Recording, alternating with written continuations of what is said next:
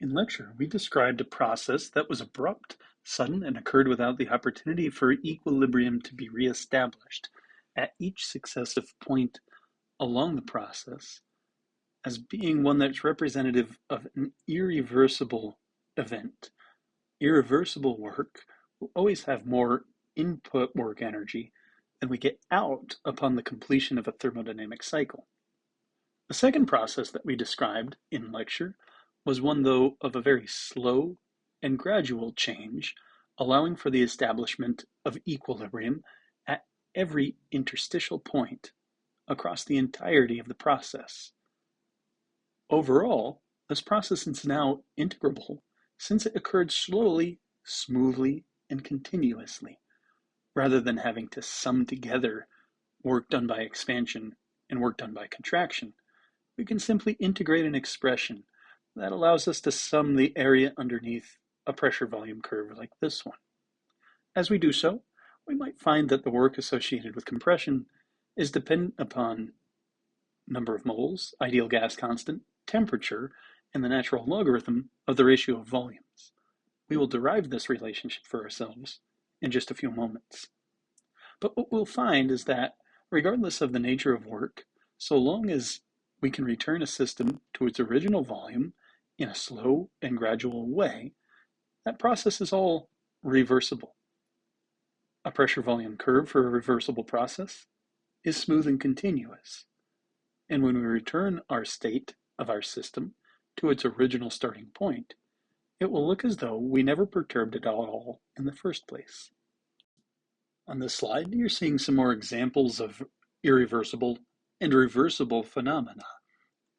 On the left-hand side of the screen, you see in figures A and B the state of a system that starts out with some sample of, say, an ideal gas collected in one chamber, closed off from a vacuum of a second chamber by some stopcock. This is the initial state of the system. Later on, the final state of the system is achieved after we've opened the stopcock and allowed gas particles to equilibrate between the two sides of this now connected chamber. The reverse of this process, going from this final state back to this initial state that's depicted above, is irreversible. We don't expect the spontaneous collection of gaseous particles that are separated, distributed across two different chambers to spontaneously collect all by themselves in high concentration in just one of those chambers, leaving the other empty. Your intuition leads to our understanding of the second law of thermodynamics, which we'll describe later on this semester. Conversely, a reversible process is depicted in the image on the right-hand side of the screen. In a reversible process, like the reversible compression and expansion of, say, an ideal gas, we could imagine a piston head slowly compressing a gas to some new volume, upon which we can relieve the pressure and allow the gas to expand to its original state once more. If this is done slowly and gradually, then it might look like, upon returning our system to its original state, that we'd done nothing to it in the first place. So now our task is going to be to derive expressions for the work that's associated with a reversible thermodynamic process under the guise of constant pressure, or isobaric, constant temperature, or isothermal, and constant volume, or isochoric conditions. In all cases, we are going to begin from this generalized definition of work that we described in lecture. We will integrate from an initial volume to a final volume an expression that describes the pressure of that gas undergoing a reversible thermodynamic process in accordance with changes in volume that that gas experiences, dV. We'll use a negative sign to adhere to the chemist's convention of thinking about work being done by a system as expenditure of energy, that it's losing work energy and consequently has a negative sign associated with it. Under isobaric conditions, pressure is not changing. Another way that we could write this mathematically is that a change in pressure delta P is equal to 0, and even further still, we could just say that pressure is a constant. Anytime that we've got a constant under an integral, we can simply pull that constant out of our integral and just multiply the integral of everything else that's left over by that very same constant. Let's do that here. We can express work as negative constant pressure multiplied by the integral from an initial volume to a final volume of our volume element, our infinitesimal step in volume, dV. Integrating this expression is really straightforward. It's the same exact thing as integrating just dx from x initial to x final. When we integrate just dx, we get x back out, evaluated at both the final point and the initial point, and the difference taken between them. When I do the same thing here for dV instead, I'm going to keep my constant and negative sign out in front and multiply that by volume, evaluated at both an initial volume VI and a final volume VF. When I plug in a final and an initial volume, I get something like VF minus VI for the solution to that integral. Notice that this matches our convention of a delta volume, or delta V. We can express work done under an isobaric thermodynamic process then with this equation, negative P delta V. In a similar way, we should then be able to derive an expression that relates to isothermal conditions instead. Under isothermal conditions, temperature is held constant so that delta T is equal to 0, or T itself is constant. Now, in order to describe how much work is associated with a system like an ideal gas that's experiencing volume expansion or compression, we would need an expression that relates this constant temperature of an isothermal process to the corresponding pressure that will be associated with that temperature. So, how do we express pressure in terms of a constant temperature? Well, if our gas is ideal, we could use the ideal gas law, PV equals nRT, to come up with a relationship of the dependence of pressure on temperature. To do this, I'm just going to rearrange the ideal gas law and solve for P in terms of T. Pressure is equal to nRT over V. This time in this isothermal process, pressure is not constant but is dependent upon temperature and volume. If I make a substitution in our integral anywhere I see pressure for nRT over V, then my integral expression for calculating work looks like this. In place of pressure, I've got nRT over V integrated with respect to V. Now, if we don't change the number of moles, and we don't change the temperature as implied under isothermal conditions, then everything in the numerator of this integrand is a constant that we can pull out in front of the integral sign. N, R, and T are all constants alike, leaving under the integral sign, evaluated from some initial volume to some final volume, the expression dV over V. This is exactly the same as an expression like dx over x. And we know that when we integrate dx over x with respect to x, that we end up with the function the natural log of x, solving that integral. In this case then, we get a natural log not of x, but of volume V to solve this integral. Work is equal to negative nRT multiplied by the natural log of volume, evaluated at both an initial volume and a final volume. Another way to describe this then, by plugging in those initial and final volumes, is as negative nRT times the natural log of V final minus the natural log of V initial. From here, we are going to take advantage of a property of logarithms that we used algebraically in previous classes. In particular, an identity that relates the difference between, say, the natural log of x minus the natural log of y is expressly given by the natural log of the ratio x divided by y.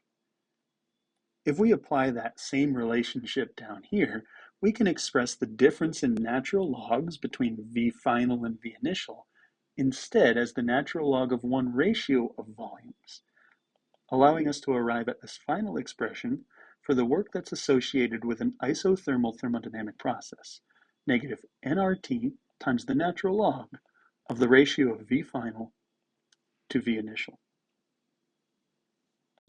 This leaves us with just one final thermodynamic process to evaluate.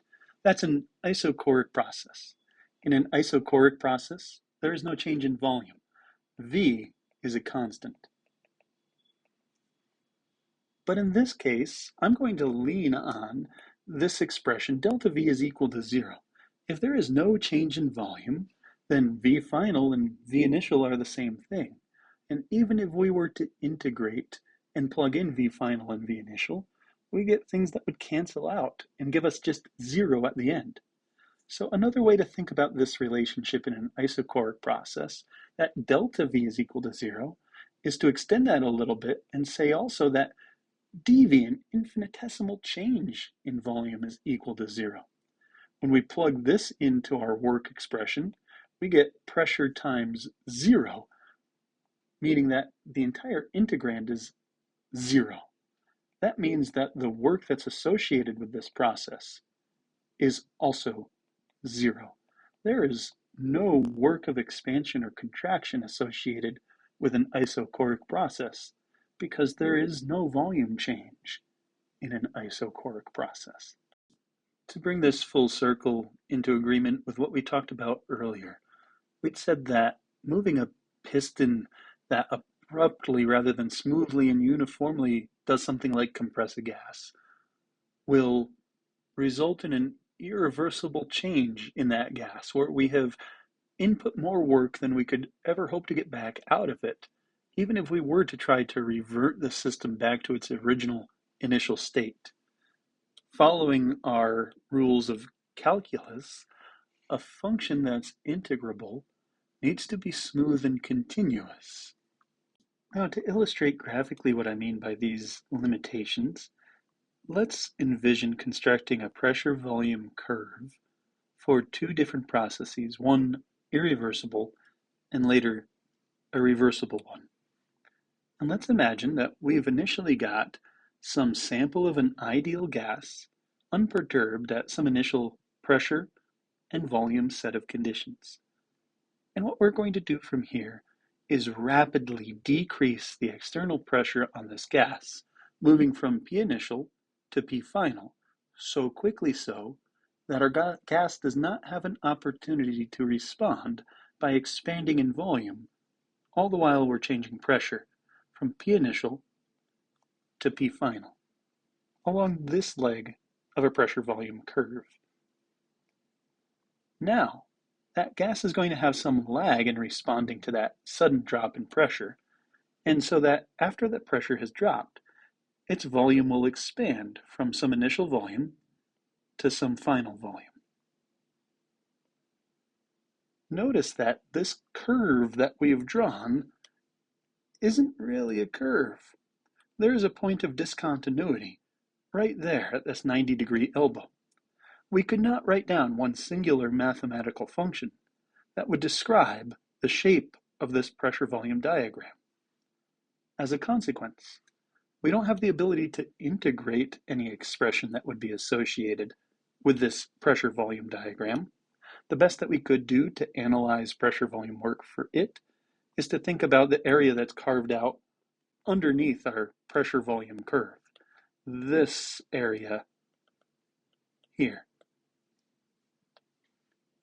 Thus, this whole process is an irreversible one because we had discontinuities in how we changed the state of our system to begin with. Now, let's envision one more time constructing a pressure-volume curve, but this time we want to do so for a reversible process. We are going to begin at the same initial starting value of pressure and volume as we did in our irreversible process at left. But now, we are going to slowly and gradually decrease the pressure to some final value, allowing sufficient time all the while for volume to respond in kind. As we do this then, we expect that we're not going to drop to some combination of final pressure and initial volume, but rather eventually to some final pressure and final volume combination. We'll have a dip in our pressure initially, and that will be met by an increase in volume.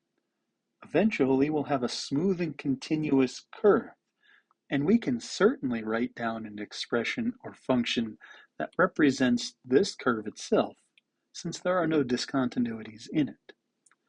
We can integrate that expression then in order to find the area under this curve fairly easily. This then represents our reversible process.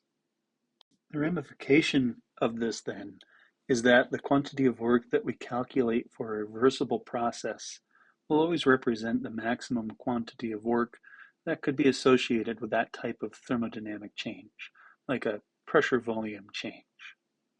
But pressure volume changes are not the only way in which we can achieve work on a system. There are other esoteric forms of work that we really won't dwell on for the most part of this course. They include things like work done by surface expansion through surface tension, through stretching, or through electrical work, all of which are summarized in the table that you see here. For the purposes of this course, we will largely focus on volume expansion, pressure volume work. Before we continue to explore the nature of work, we need to similarly define heat and the processes that it's associated with. We think about heat as thermal energy, energy that can flow as a consequence of temperature differences between a system that we're interested in and its surroundings.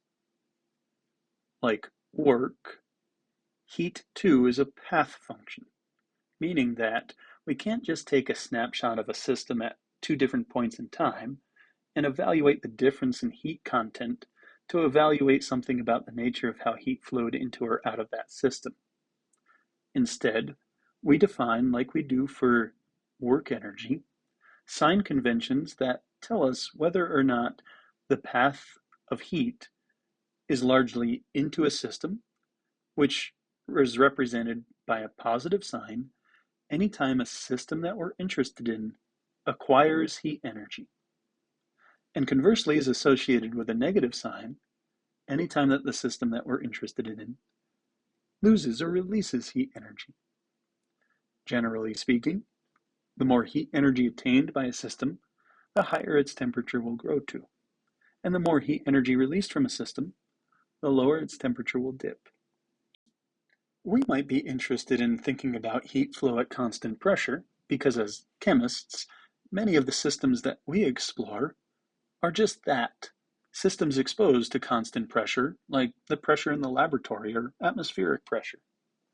Under constant pressure isobaric conditions, we can derive an expression for heat flow using what we know about the first law of thermodynamics and what we've recently discovered about the nature of pressure volume work under an isobaric process. If we make substitutions for work in the first law expression, we could write down a relationship between changes in internal energy, heat flow at constant pressure, which I'm going to denote by using a subscript P immediately following the symbol Q that represents heat, P for constant pressure. For work, I'm going to substitute in this pressure volume expression, P delta V. Then, in rearranging this equation to solve for heat flow at constant pressure, Q sub P, I find that it's equal to change in internal energy plus P delta V. Next, what I'm going to do is expand these delta quantities out by expressing them as some final value minus some initial value. Delta U, for instance, is U final minus U initial. delta V is V final minus V initial. Next, if I collect terms that similarly refer to final states and separately collect terms that similarly refer to initial states, then I could describe heat flow at constant pressure like this, as final internal energy plus pressure times final volume minus initial internal energy plus pressure times initial volume. Now, it would be very convenient, especially for us as chemists, if we had a shorthand notation means by which to refer to the entire right-hand side of this expression. Because as chemists, we will often be dealing with systems that are exposed to constant pressure, and we'll be interested in the thermodynamic ramifications of heat flowing into or out of those systems at that given constant pressure. So what we are going to do is define a new thermodynamic quantity altogether. We are going to define what's called an enthalpy, H. This will be defined as exactly internal energy plus pressure times volume for a given set of conditions under an isobaric thermodynamic process. Enthalpy is only defined under constant pressure processes. What this means for us is that this whole quantity in parentheses right here, UF plus P times VF, can really be consolidated into one term that we'll call H final. Similarly, the entirety of the term contained within this set of parentheses we could refer to as H initial. And what this means for us then at the end is that heat flow at constant pressure defines a difference in enthalpy, H final minus H initial, which we could also write down using our delta notation. Heat flow at constant pressure is the very definition of the thermodynamic potential that we call enthalpy. And our takeaway is that enthalpy is a state function. Notice that it depends only on other state functions like internal energy, pressure, and volume, a state function that describes thermal energy changes under isobaric constant pressure conditions. Now we can use the property of heat flow to define a new thermodynamic quantity yet again, this time the heat capacity of a material.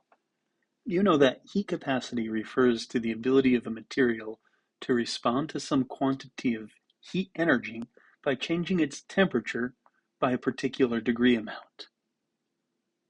Another way that we can define this using a calculus expression is to say that the heat capacity of a material is the limit as a temperature difference approaches zero for the ratio of heat flow to temperature change.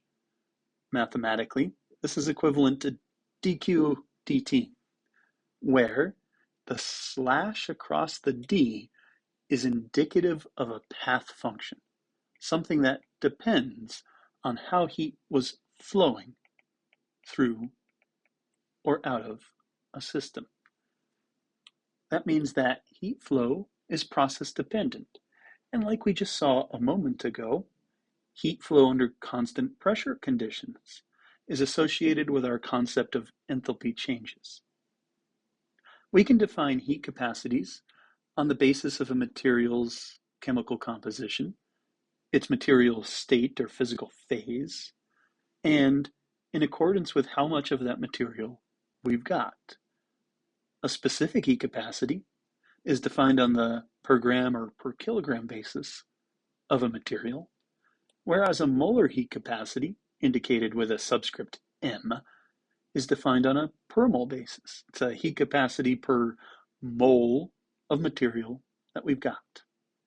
All right, so we're going to wrap up this lecture by deriving expressions for heat capacity as associated with both an isochoric process and separately as associated with an isobaric process, using what we know now about the first law of thermodynamics and the nature of work that's associated with these types of thermodynamic transformations. In an isochoric process, we can define heat capacity for a constant volume set of conditions that I am going to represent using a subscript V in association with a measure of our heat capacity, C. Because we can define heat capacities as an inexact differential associated with a heat flow relative to a infinitesimal change in temperature that's affected by that heat flow, and because this heat flow is associated with a constant volume set of conditions, then I could write down an expression for solving or determining the heat capacity at constant volume for a particular substance in terms of the rate of heat flowing into or out of that system at that constant volume with respect to temperature changes that that heat flow affects. Now, we can relate this quantity of Q sub V to other thermodynamic quantities like internal energy and work on the basis of the first law of thermodynamics.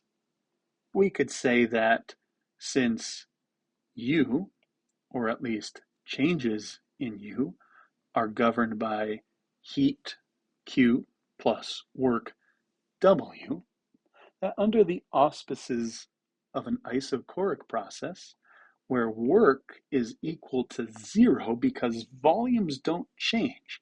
Remember, isochoric means delta V is equal to zero, meaning that no work is done by a gas because no gas expands or contracts if its volume doesn't change. Then we could say that a change in internal energy is exactly equal to a heat flow at constant volume. Since there's no work that's being done to our system, the only thing that can change the internal energy of that system is the heat flowing into or out of it. Now, if I translate that into this expression up here, I could re-express heat capacities associated with constant volume conditions in this way. In place of a path function like heat flow at constant volume QV, I can make a substitution of a state function like a change in internal energy. In order to account for the fact that internal energy might not be only dependent upon temperature changes, I'm going to take a partial derivative rather than a complete derivative of my internal energy with respect to temperature, and do that explicitly for constant volume conditions. This little subscript hanging out outside these parentheses means to indicate that volume is held constant. It's just a placeholder reminder that tells us that when we're taking this derivative in parentheses, that we'll do so only under constant volume conditions. Now, we need to refresh ourselves on what a partial derivative is. A partial derivative is a derivative that's taken with respect to only one variable, meaning that even if we have more than one variable in a complete expression, that will ignore anything that's not our variable of interest.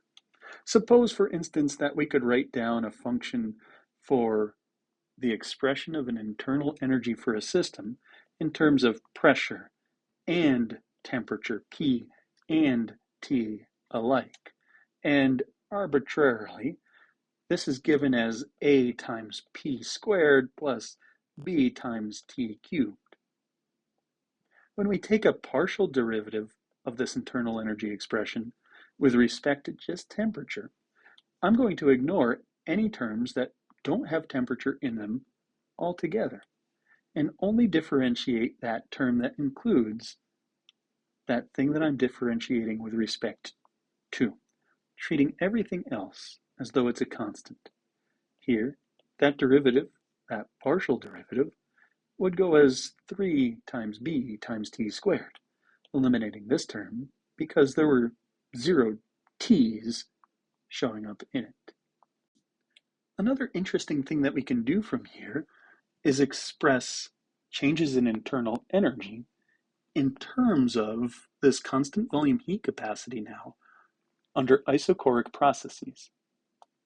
Under an isochoric process, heat flow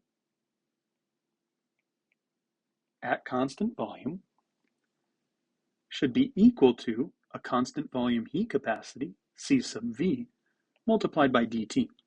To obtain this expression, all I've done is rearrange this one over here at the left. From here, I'm going to integrate both sides. I'll integrate dq and I'll integrate cv dt. When I do so, I'm going to be guaranteed to get delta U back on the left-hand side because changes in internal energy are given by the total quantity of heat flow at constant volume as described right here from our derived first law relationship.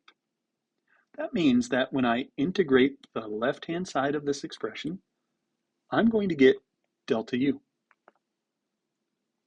On the right-hand side, if C sub V is a constant, then I could pull it out of the integral altogether and just multiply that by the result of integrating what's left.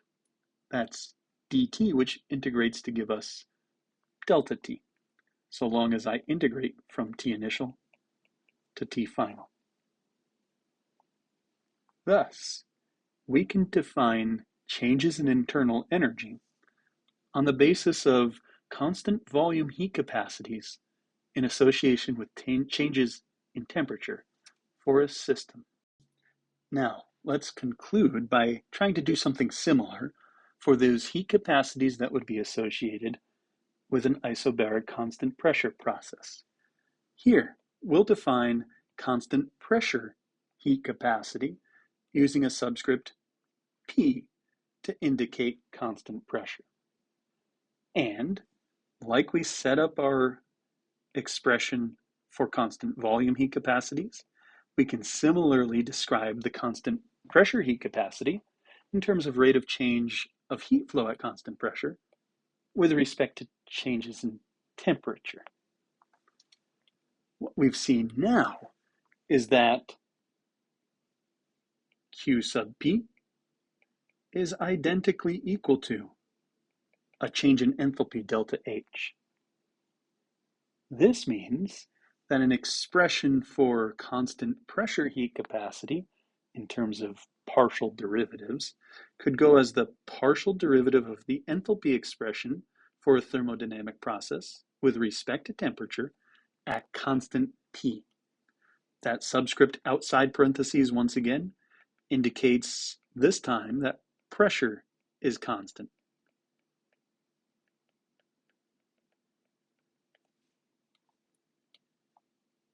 Next, if we do similar treatment for this substance, as we did for a constant volume heat capacity, we could express dqp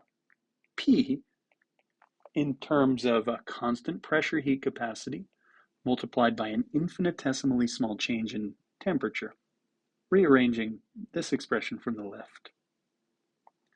Integrating both sides will result in this whole entire left-hand side being represented by the change in enthalpy that's associated with this thermodynamic process, delta H. Delta H then can be described in terms of a constant pressure heat capacity multiplied by a change in temperature for some thermodynamic system. Therefore, Constant volume heat capacities are associated with the determination of changes in internal energy for a system, whereas constant pressure heat capacities are associated with the measure of a change in enthalpy for a system. In fact, we could explore the relationship between these two types of heat capacities to an even further extent. Earlier, we defined Q sub P as being identical to enthalpy. And we defined enthalpy in turn as being expressive of internal energy plus pressure times volume for one state of an ideal gas. Suppose that we were dealing with, say, arbitrarily 1 mole worth of an ideal gas. The N in PV equals nRT is 1. If we were to make that assumption, then we could say that PV equals nRT, or PV equals 1 times RT, or simply PV equals RT. And now anywhere I see RT, I could just make the substitution for PV. That means that I could express heat flow at constant pressure in terms of internal energy plus RT. Now, what I am going to do is envision that since this is equal to H, all of these expressions hold true. All of these things are equal to each other. And if all of these things are equal to each other, then even the smallest change in any one of those things is equal to small concomitant changes in all of the other things as well. So that I could say that a tiny little change, or dQp, in heat flow at constant pressure should be equal to some change in enthalpy, which should in turn be equal to some change in internal energy plus some change in the quantity R times T. And if in particular these changes in things like heat flow at constant pressure are associated with concomitant changes in temperature, then I could take these differentials, each with respect to T. And now, by examination, we should be able to come up with some more interesting quantities that relate all of these thermodynamic potentials to each other. For instance, if we are at constant pressure and there is no other dependence on anything else aside from temperature for enthalpies, then this quantity, dH dt, would exactly represent the heat capacity at that constant pressure. And even more specifically, since we're doing this for 1 mole worth of gas, this would be a molar heat capacity associated with that constant pressure set of conditions. Moreover, from our previous slide, we saw that constant volume heat capacities define a change in internal energy with respect to temperature, again, under constant volume. So long as nothing else is variable, then this differential represents a constant volume heat capacity on a per mole basis. Finally, this quantity right here represents the derivative of the function R times T with respect to T. To differentiate R, which is a constant, multiplied by T with respect to T, we just treat R as though it's a constant and T is raised to the first power. The derivative of RT then is R with respect to T. This leads us to an interrelationship between a constant pressure heat capacity and a constant volume heat capacity on a per mole basis, namely that a molar constant pressure heat capacity is given by a molar constant volume heat capacity plus the ideal gas constant, R. This is where we will leave things and pick back up on describing heat capacities and their relationships to other thermodynamic quantities in the next lecture.